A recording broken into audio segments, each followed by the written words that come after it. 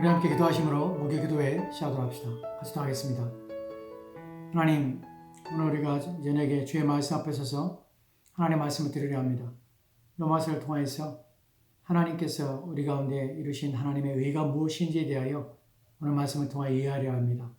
하나님께서 우리 가운데 우리를 위해 이루신 그 놀라운 일들에 대하여 깊이 깨닫고 하나님 앞에 감사하며 그것으로 우리의 구원의 확신과 또한 믿음이 온전해지든 기회가 되도록 하는 도와주시옵소서. 주께서 함께 원하오며 예수님 이름으로 기도합니다. 아멘. 오늘 우리가 함께 살펴볼 말씀은 로마서 3장 22절 말씀입니다. 이 말씀을 통해서 우리가 오늘 살펴볼 내용의 중심에는 하나님의 의가 나타났다는데 하나님의 의가 무엇인가 하는 부분에 대하여 이 중요성에 대하여 좀 생각해 보려 합니다. 오늘 우리가 함께 살펴볼 로마서 3장 21절 말씀은 제가 봉독하겠습니다. 이제는 율법 외에 하나님의 한 의가 나타났으니 율법과 선지자들에게 증거를 받은 것이라. 아멘. 이 말씀이 왜 중요하냐면 이 말씀 속에 담겨진 의미가 획기적이고 또한 새로운 것이며 또한 우리 가운데 있어서는 참으로 놀라운 일이기 때문에 그렇습니다. 인류 역사상 이와 같은 놀라운 일들이 하나님에 의해서 준비되어졌고 마련되었다는 사실을 이 한 구절을 통해서 우리가 발견하기 때문에 이 구절은 정말 중요한 구절이고 또한 반드시 이해해야만 하는 구절입니다. 그래서 이 구절을 우리 다시 한번 살펴보려고 하는 것입니다. 이 말씀 속에서는 복음의 필요성과 또한 중요성을 이 말씀에 담아내고 있습니다. 그래서 이 말씀을 중요하다고 그렇게 제가 말씀을 드릴 수 있는 것입니다. 이 말씀이 또 왜 중요한가 하면 복음의 필요성을 인식하며 또한 참된 복음을 듣고 그리고 믿게 된 이들에게 있어서 이 구절이 말씀해주고 있는 또한 실제적으로 일어난 사건은 인류 역사의 가장 중요한 또한 의미 있는 일이기 때문에 그렇습니다. 이것은 사실 어떤 면에서는 가장 큰 변화와 또한 소망을 인류에게 주어졌다는 것을 알리는 귀한 말씀인 것입니다. 왜 그런지 제가 이런 강조를 하는지 이제 하나씩 그 내용을 좀 살펴보도록 하겠습니다. 그것을 이제 설명해 주는 것이 우리가 지난 시간에 살펴봤던 이제는이라는 단어입니다. 여기서 이제는이라고 할 때 이 단어는 원문에는 두 개의 단어입니다. 두 개의 단어가 사용되는데 어떤 단어가 사용되냐면 그러나 지금은이라는 뜻으로 두 개의 단어가 사용된 것이에요. 이제는이라는 것이 그러나 지금은이라는 것입니다. 즉 예전과는 다른 어떤 것이 일어났으며 또한 다른 상황과 또한 전개가 시작됐다는 것을 의미합니다. 이러한 예전과 다른 새로운 것의 등장은 하나님께서 세상을 창조한 후 인간의 범죄와 타락한 일에 가장 위대한 일이며 타락한 인간들에게 있어서는 최고로 중요한 일이 시작되었다는 것을 의미하는 것이에요. 그래서 의미가 있는 것입니다. 이것은 창조한 일에 타락한 이후 인간들에게서 가장 시급하고 중요한 일이 바로 이 구절을 통해서 설명되고 또한 말씀되고 있다는 것입니다. 그것이 무엇인가 하면 바로 율법 외에 하나님의 한 의가 나타났다는 것입니다. 이것의 가치와 중요성은 인간이 누구이고 또한 어떤 상태에 있는 존재이며 그리고 그들이 잃어버렸고 절대적으로 얻을 수 없으며 또한 소유할 수 없었던 것을 이제 얻게 되었고 찾게 되었고 그리고 소유하게 되었으며 그 문제가 해결되게 되었다는 것입니다. 바로 하나님 앞에 의롭게 되었다는 것입니다. 이것이 그토록 중요한 것인가?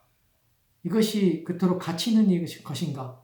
다른 어떤 중요한 것들보다 앞서며 또 해결되어야 할 핵심 과제이자 또한 문제인가 하는 것에 있어서 만약 누군가 그렇게 생각한다면 복음을 통하여 인간이 그리고 자신이 어떠한 처지에 있는 존재인지에 대하여 무엇이 그 인생에 가장 먼저 그리고 가장 중요하게 해결되어야 할 문제인지를 깨닫지 못하게 되면 이것이 그렇게 중요한가?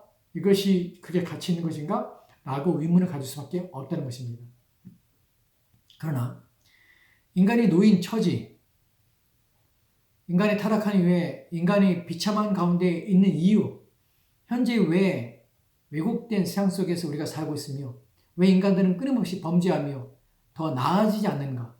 세상은 학문적이고 또한 고도로 문명의 발달을 가져오고 있음에 불구하고 여전히 인간들은 비참하고 또한 인간들의 삶의 모습은 여전히 악하며 부패함과 또한 더러움과 또한 속임과 왜곡과 또한 타락과 또 악함들이 끊임없이 사회에 지속적으로 발생하는가, 이런 모든 인류 사회에 있어서 나타나는 모든 악한 일들, 사륙과 도둑질과 또한 살인과 이런 것들이 왜 계속해서 발생할 수밖에 없는가 하는 부분에 대하여 이런 고민들을 한 자들에게 있어서는 이 사건이야말로 인간의 본연의, 인간의 타락한 본성의 의미가 무엇이고 그 놓인 처지가, 상황이 무엇인지를 알게 될 때에 어떻게 그런 문제에서 해결받을 수 있으며 벗어날 수 있을까라는 고민을 하게 되는 사람들에게 있어서는 이 문제만큼 중요한 것은 없습니다.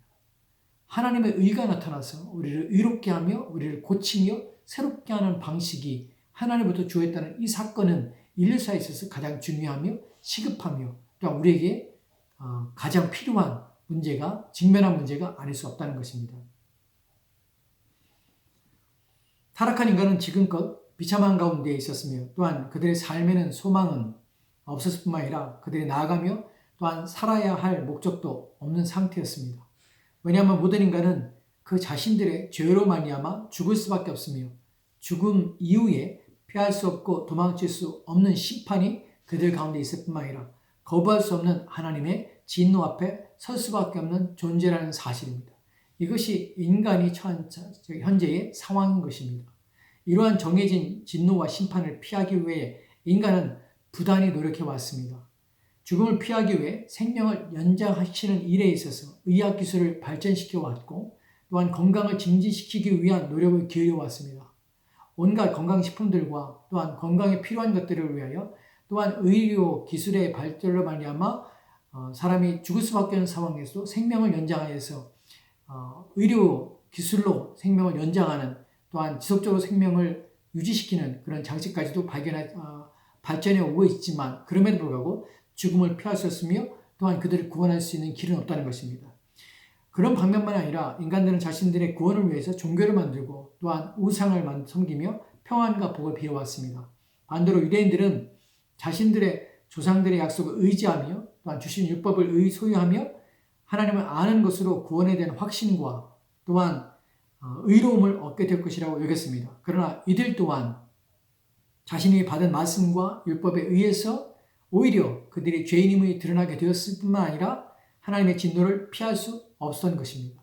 결국 유대인이나 전 인류를 포함하는 이방인이나 마찬가지로 매한가지로 스스로 의롭게 되어 하나님의 진노를 피할 수 없는 처지에 노임이 드러나게 되었다는 것입니다. 그 어디에서도 그들을 의롭게 할 수 있는 스타일이나 방법은 찾을 수 없고 또한 얻을 수 없는 상태가 바로 인간이 처한 상태인 것입니다. 현재의 상태와 또한 인간의 죽음 이후의 상태에 있어서 인간은 하나님의 진노와 심판에 대한 심판에 받을 수밖에 없는 운명에 처한 상태였다는 것입니다. 근데 여기에 하나님의 의가 나타났다는 것입니다. 참된 그리스도인들이 자신이 듣게 된 복음이, 그리고 믿게 된 복음이 자랑스럽고 복되다는 사실을 깨닫게 되는 이유가, 또한 그렇게 여길 수밖에 없는 이유가 바로 여기에 있습니다. 왜 우리는 복음을 자랑합니까? 왜 내가 믿는다는 것이 왜 부끄럽지 않습니까? 내가 하나님의 자녀라는 것이 부끄럽지 않고 내가 구원 얻고 그리스도 예수의 종이라는 사실이 왜 우리 가운데는 그것이 전혀 부끄럽거나 수치스러운 것이 아니라 오히려 자랑스러우며 오히려 감사한 것이며 오히려 기쁘고 즐거운 것이 됩니까? 왜냐하면 하나님 의로 말미암아 이제 우리의 굴레로 쓰였던 사망이나 또한 죽음이나 또한 고통이나 이런 것들이 전혀 없으며 영원한 생명을 얻을 수 있는 하나님의 진노와 심판에서 벗어날 수 있는 길이 우리 가운데 열려졌기 때문에 그렇습니다. 만약 누군가가 자신이 그리스도라고 하면서 동시에 자신이 절망 속에 있으며 무기력한 존재이자 소망이 없는 불쌍한 존재라는 사실을 깨닫지 못하고 고백하지 않는다는 것은 그가 고백하는 그리스도인이라는 고백은 무의미한 것이 될 수밖에 없습니다.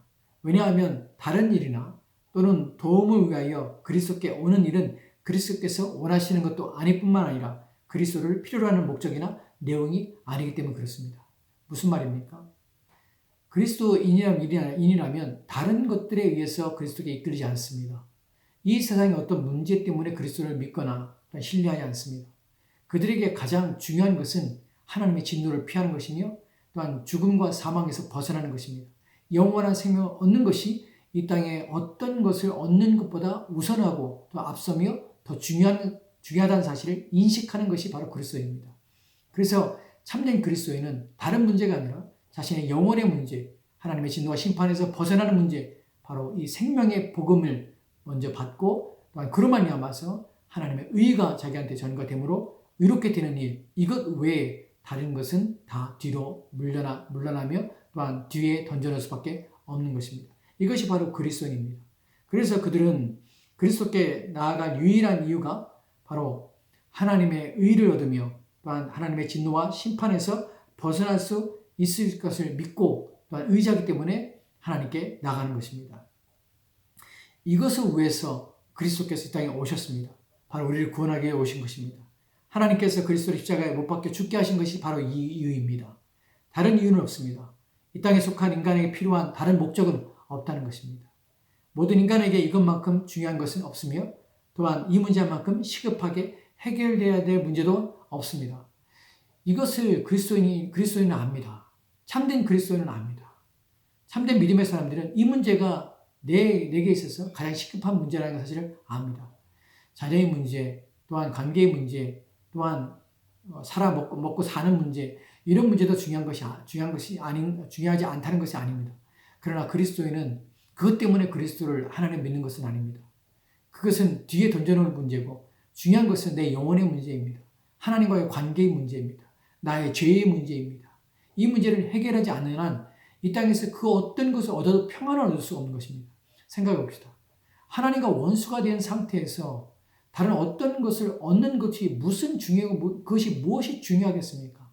하나님 없이 다른 것들을 만약 평안을 얻을 수 있으며 또한 만족을 얻는 것이 얼마나 가겠습니까? 하나님과 불화하며 하나님과 다툰 가운데 있는데 이 세상의 주인이신 하나님을 원수로 삼고 있는데 그 사람이 어떤 것을 가지고 있다고 해서 그 사람의 마음에 평안이 있고 위로가 되겠습니까? 그럴 수 없다는 것이 그리스도인들은 그것을 아는 자입니다. 그래서 그리스도만으로 만족하기 때문에 다른 것에 대하여 개의치 않습니다. 심지어는 더 심한 경우에는 더 경건하며 더 하나님의 은혜를 아는 자들은 다른 나의 모든 삶에 대해서는 그것이 어떠하든지에 대해서 그것에 대하여 염려하거나 근심하지 않을 뿐만 아니라 그것에 개의치 않은 마음을 갖게 됩니다. 이것이 세상에 대하여 아무런 의미가 없고 세상이 이런 자들에 대하여 세상에서는 아무것도 할 수가 없는 것입니다. 세상을 이길 수 있는 것이 바로 이것입니다. 우리의 믿음이라고 하죠. 어떻게 믿음으로 세상을 이깁니까? 세상은 믿음이 있는 동안에는 세상은 우리 가운데 아무것도 할 수 없는 것입니다.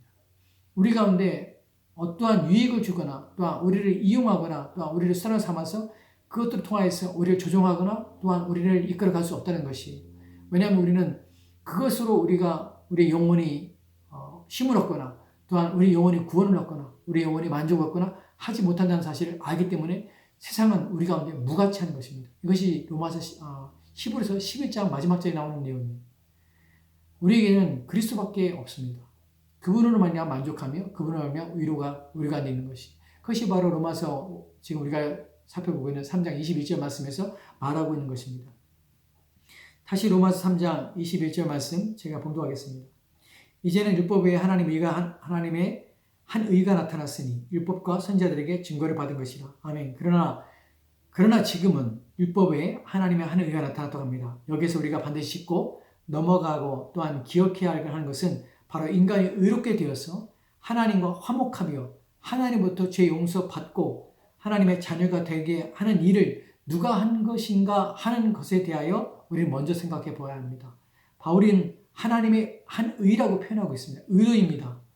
하나님의 한 의라는 표현은 하나님께서 소유하신 것이라는 뜻입니다. 하나님께로부터 나온 것이라는 의미이며 하나님이 이루신 의라는 것입니다. 로마서 1장 17절 말씀에 보면 이렇게 기록되는데 제가 봉독하겠습니다. 복음에는 하나님의 의가 나타나서 믿음으로 믿음에 이르게 하나니 기록된 바 오직 의인은 믿음 말미암아 사니라 함과 같으니라. 아멘. 본문에서 중요한 것은 이것입니다. 바울은 이미 이 구절의 속에서 복음에는 의롭게 되는 일이 나타나 있음을, 즉 복음은 그 복음을 듣고 믿는 자를 의롭게 하는 힘이 있는데 이 복음이 나타난 의미는 바로 하나님의 의라는 것입니다. 하나님께로부터 나오며 하나님의 의에서 주어진 의로움이라는 것입니다. 바울은 이러한 사실에 대해 이미 로마서 1장 1절과 2절 말씀에서 이렇게 말씀하는 것을 보게 되는데요. 로마서 1장 1절과 2절 말씀 제가 봉독하겠습니다. 예수 그리스도의 종 바울은 사도로 부르심을 받아 하나님의 복음을 위하여 택장함을 입었으니 이 복음은 하나님이 선지자들을 통하여서 그의 아들에 관하여 성경에 미리 약속하신 것이라. 아멘. 바울은 하나님의 복음을 위하여 택정함을 입었으며 그가 택정함을 입은 이 복음은 하나님의 성경에 미리 약속하신 것이라고 합니다. 복음은 하나님의 복음이며 의 또한 하나님의 의인 것입니다. 이 모든 것은 하나님에 의해서 주어진 것이라는 점입니다. 여기서 하나님은 성부 하나님이십니다. 우리의 구원에 있어서 일반적으로 강조되고 있는 것이 우리 주 예수 그리스도이십니다. 복음은 그리스도의 복음이기도 합니다. 왜냐하면 그리스도가 그 중심에 있기 때문에 그렇습니다. 그러나 이 모든 구원에 있어서 그것을 계획하시고 성취하시는 분은 성부 하나님, 바로 우리 아버지 하나님이라는 사실을 우리는 잊지 말아야 합니다. 복음은 1차적으로 누구에 의한 것인가 하는 부분에서 우리는 성부 하나님의 공의를 무시해서는 안 되는 것입니다. 성부 하나님은 진노하시고 심판하시지만 우리의 구원을 위해 준비하시고 그 일을 아들 안에서 이루신 분이십니다. 그렇기 때문에 성부 하나님이 또한 우리의 구원자이시며 우리의 구원에 있어서 우리가 영광을 돌려야 할 대상이라는 것입니다. 요한복음 3장 16절 말씀은 이 부분이 더 명확하게 표현되고 있습니다. 제가 봉독하겠습니다. 하나님이 세상을 이처럼 사랑하사 독생자를 주었으니 이는 그를 믿는 자마다 멸망치 않고 영생을 얻게 하려 함이라. 아멘. 본문에서 이 세상을 이처럼 사랑하사 독생자를 주셔서 믿는 자마다 멸망치 않고 영생을 얻게 하시는 분이 누구십니까? 바로 성부 하나님이십니다. 우리 구원에 있어서 우리는 주 예수 그리스도의 은혜에 대하여 마땅히 생각해야 합니다. 그러나 또한 동시에 성부 하나님의 은혜 또한 우리는 깊이 깨달아 알며 영광을 돌려야 한다는 것입니다. 좀 더 들어가서 또 생각해 본다면 인간의 죄 용서에 대하여 그 대상이 성부 하나님을 우리는 알아야 합니다. 죄란 윤리와 도덕을 떠나서 가장 핵심적인 문제는 하나님에 대한 반역이며 대적이라는 것입니다. 죄의 문제는 사람과 사람 사이의 틀어짐의 문제가 아닙니다. 죄의 핵심은 하나님과의 관계가 원수에 대한 관계이며 그분과 더 이상 화해할 수 없는 지경으로 대적하는 관계라는 사실입니다. 하나님을 향하여 범죄하는 것이 바로 죄입니다. 그렇기 때문에 인간의 가장 큰 숙제는 하나님과 어떻게 화해하며 원수 관계를 청산하고 화목할 수 있는가 하는 것이 문제였습니다. 그렇게 하기 위해서 인간은 하나님 앞에 먼저 그들의 죄를 용서받아야 함은 물론이며 또한 의롭게 되는 길을 찾아야 하는 것입니다. 그런데 이러한 문제를 인간 스스로는 도무지 해결할 수 없다는 것이 인간의 비참함입니다. 또한 무능함이라는 것입니다.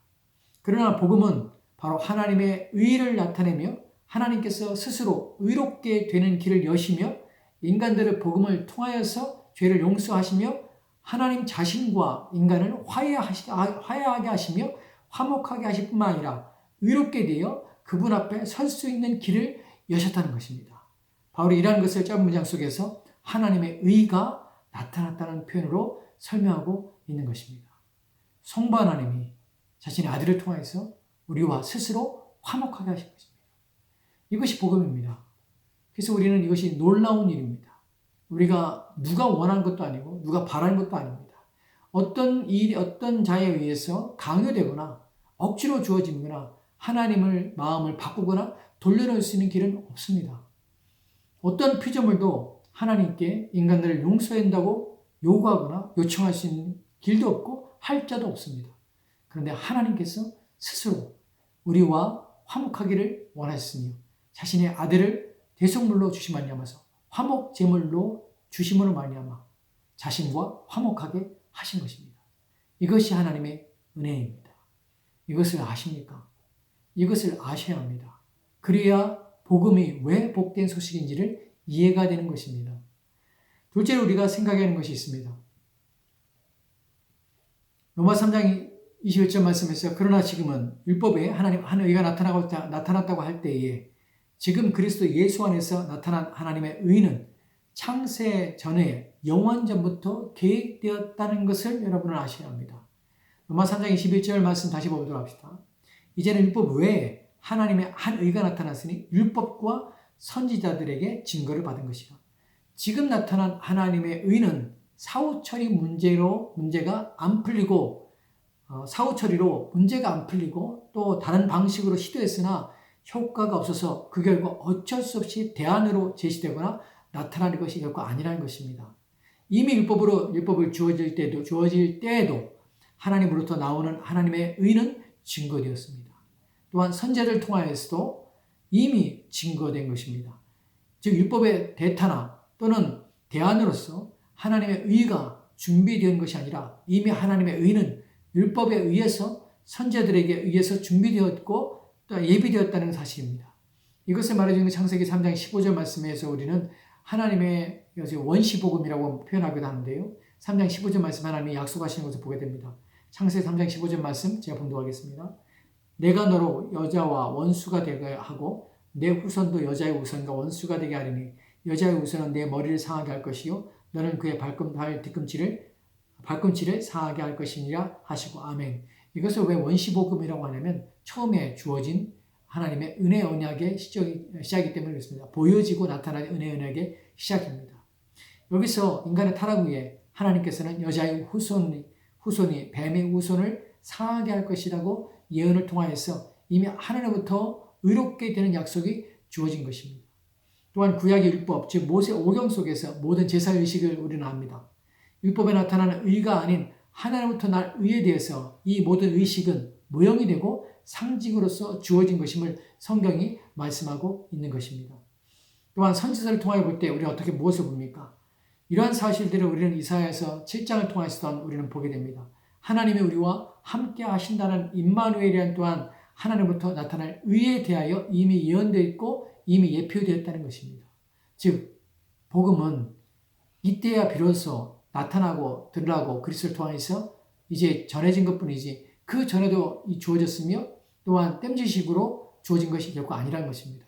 이미 창세전부터 하나님의 구속 언약 속에서 하나님께서는 우리 가운데 우리를 구원하실 것을 미리 준비하셨고 또한 삼위 하나님께서 언약을 맺으셔서 우리를 구원하시려 하셨다는 것입니다. 즉 이것은 앞서 있었으며 이미 예언되었으며 준비된 또한 지속적으로 하나님께서 이 구원의 약속을 성취해 오시고 계셨다는 사실입니다. 끝으로 로마서 3장 21절 말씀에서 율법의 외에라는 말이 무슨 의미인지 살펴보도록 합시다. 본문에서 율법 외에 하나님이 나타난 하나님의 의에 대해서 말하는데 율법 외라는 말에서 어떤 이들은 율법 외에라는 뜻이 율법은 폐기되었고 쓸모없게 되었다는 의미로 이해하며 가르치기도 합니다. 왜냐하면 율법으로는 의롭게 될 수 없기 때문이라는 점 때문에 그렇습니다. 율법을 지킴으로는 인간은 의롭게 될 수가 없습니다. 이유는 율법 자체가 의롭게 하지 못하는 결함을 가지고 있기 때문이 아니라 율법을 지킬 수 없는 무능한 인간의 상태 때문에 율법으로는 의롭게 될 수가 없는 것입니다. 즉 율법에 문제가 있는 것이 아니라 율법을 지킬 수 없는 인간의 문제라는 사실입니다. 그래서 로마서 8장 3절 말씀에 이렇게 기록되어 있습니다. 제가 봉독하겠습니다. 율법이 육신으로 말미암아 연약하여 할 수 없는 그것을 하나님은 하시나니 곧 죄로 말미암아 자기 아들들을 죄 있는 육신의 모양으로 보내어 육신의 죄를 정하사. 아멘. 율법이 육신으로 말미암아 연약하여 할 수 없다고 합니다. 이 말은 율법이 악하거나 또한 율법이 문제가 있다는 표현이 아닙니다.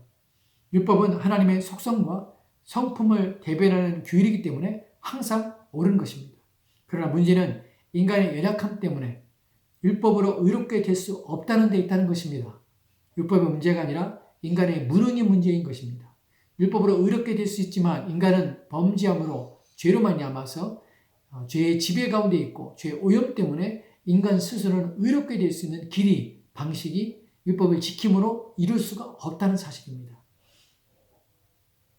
그렇기 때문에 하나님께서는 인간의 이 무능함과 무기력 때문에 더 이상 율법으로 말미암아 의롭게 되는 방식 외에 다른 하나님의 한 의를 나타낼 수밖에 없었던 것입니다. 그렇다면 율법은 무엇을 하는 것입니까? 왜 필요한 것입니까? 나는 물음이 존재하게 되지요. 율법은 우리로 죄를 깨닫게 하는 것입니다. 또한 우리로 하나님의 성품과 속성이 무엇이며 그분이 바라는 의로움이 무엇인지를 깨닫게 하는 것입니다. 분명한 것은 그리스도께서 의롭게 되신 것 또한 율법의 뜻을 이루시며 율법을 성취하심으로 의롭게 되셨으며 그 의로움을 우리 가운데 전가시켰다는 것입니다. 무슨 말입니까? 이 땅에 사신 동안 그리스도께서는 하나님의 법에 순종하며 사셨습니다. 율법을 다 지키셨다는 것입니다. 그래서 의롭게 되신 것이, 의롭다 함을 받으신 것이, 그 율법을 지킴으로 의롭게 하신 그 의를 우리 가운데 전가시켜서 우리가 의롭게 될 때에 그리스도의 의를 이루신 의를 우리가 덧입을 말미암아서 우리가 의롭게 되는 것입니다. 성경이 우리로 하여금 그리스도의 의로 얻는다고 표현합니다. 이러한 표현은 그리스도께서 율법에 순종하시고 또한 지키심으로 얻은 그 의를 우리가 믿음을 통하여서 우리의 것으로 받아들이고 우리가 율법을 순종하는 것처럼 여겨지게 되는 것입니다. 무엇으로요? 믿음을 통하여서. 성령께서 믿음을 통하여서 우리로 하여금 그리스도의 의를 우리 가운데 전가시켜 주는 것입니다.